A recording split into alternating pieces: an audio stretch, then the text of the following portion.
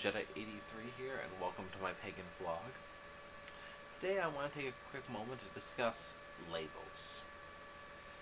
And when I say labels, what I mean is the tendency in pagan, and specifically I'm speaking witchcraft, to want to have a label to identify what type you are.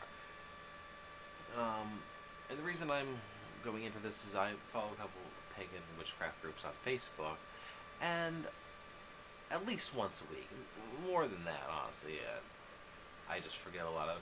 You see somebody who's like, "Hi, I just discovered witchcraft, and what type of witch am I?" It's like you've been a witch for all of 10 minutes, and you're already looking to slap a label on for your specialty. And when I say labels, what I mean is going to be not just you're a witch, but you're a sea witch, or a chaos witch, or a storm witch, or a hedge witch, or a kitchen witch, or a green witch, or this, that, or the other witch. And I don't think there's anything necessarily wrong with labels. But I think everyone's just too quick to want to jump the gun and slap a label on it. And I'm not exaggerating. I have seen cases on Facebook where people are like, "Hi, I just started today. What type am I?"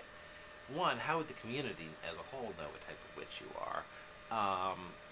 That's something you have to decide for yourself. But also, if you're new, don't worry about a label. You're not ready for one. If you want to slap a label on yourself and you've only been practicing for a little while, you call yourself a baby witch. I don't love that term, which I've mentioned in the past. But it does describe what you are. You're new. You're a baby in the community. You're still learning the basics. But everyone wants to be like, "Hey, I just discovered this an hour ago, and what type am I?" You haven't learned the basics, and the labels generally, at least in my experience, represent if you have a specialty. People who call themselves kitchen witches, that is a specialty. They have found a particular niche inside of the larger blanket that is witchcraft, and they want to specialize in this one thing.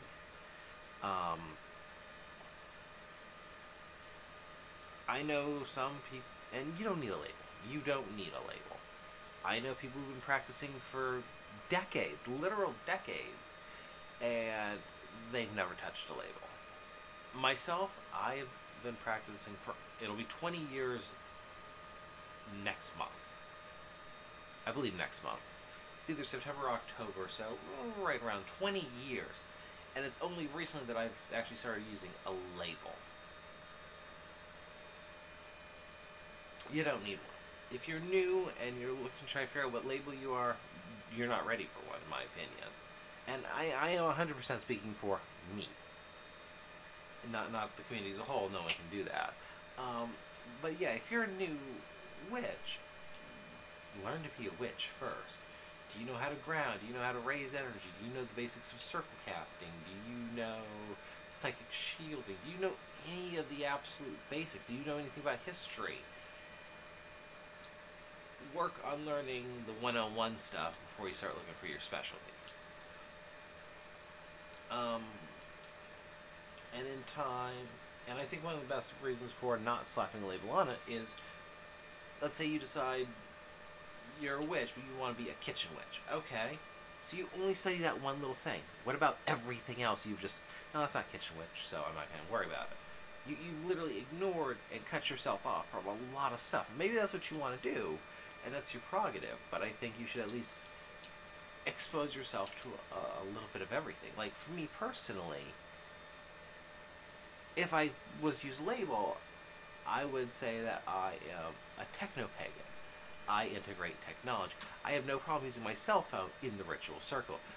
I actually have a USB thumb drive on my altar because it has a backup copy of my digital Book of Shadows.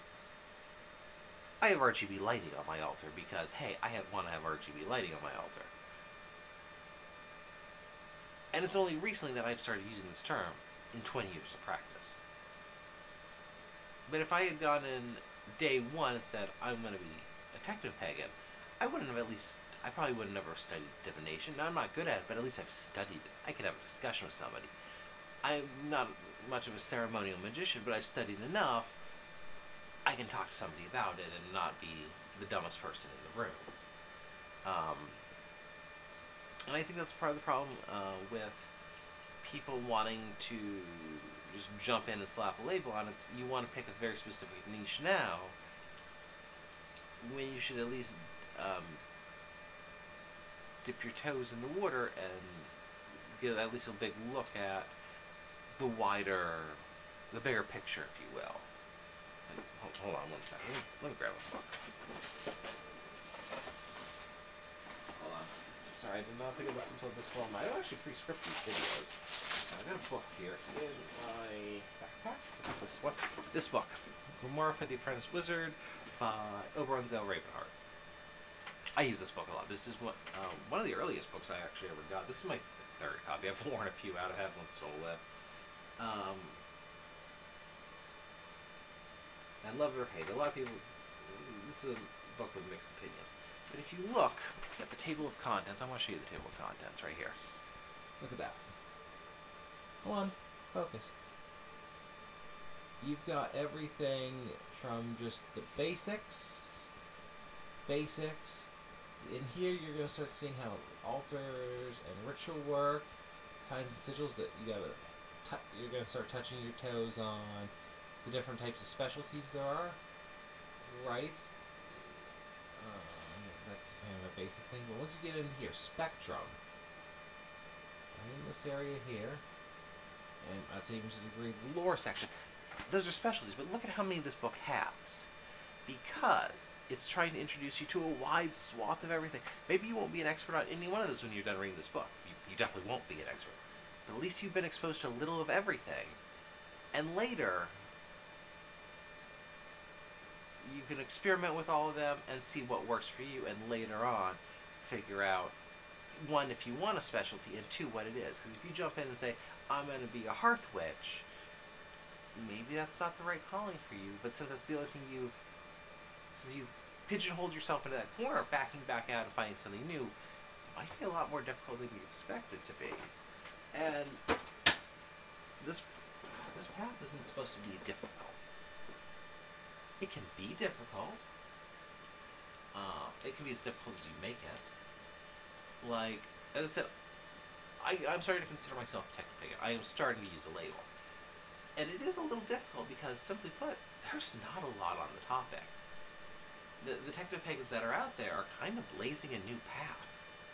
Because even 10 years ago, technopaganism, honestly, technopagan is still kind of looked down on, because a lot of people think, well, we've done it this way for years and years and years and years, and we've drawn on teachings that have done hundreds of years. They didn't use technology back then. We shouldn't now. No, technopagans are blazing a new path.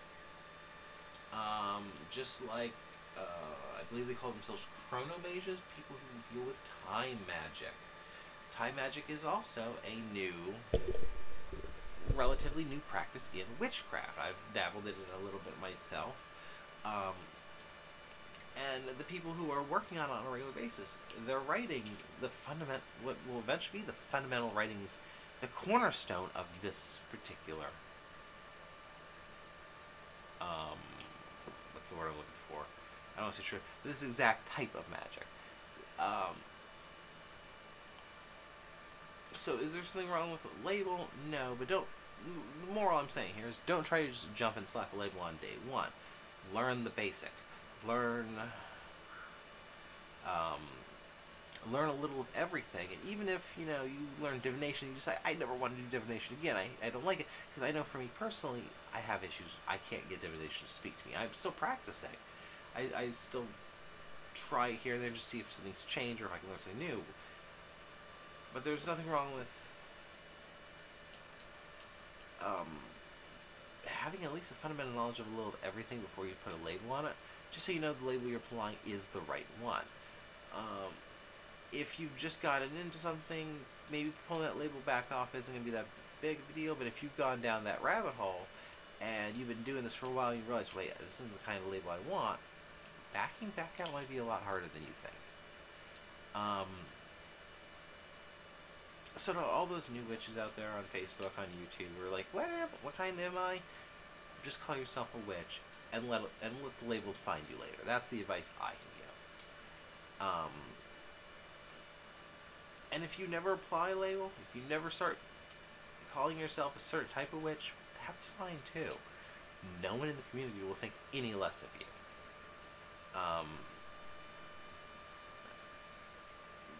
Wanting, if you do decide later you want to have a specialty and you want to call yourself something, absolutely. My advice again is just make sure you have enough knowledge of a little everything. Make sure that you're applying the right label.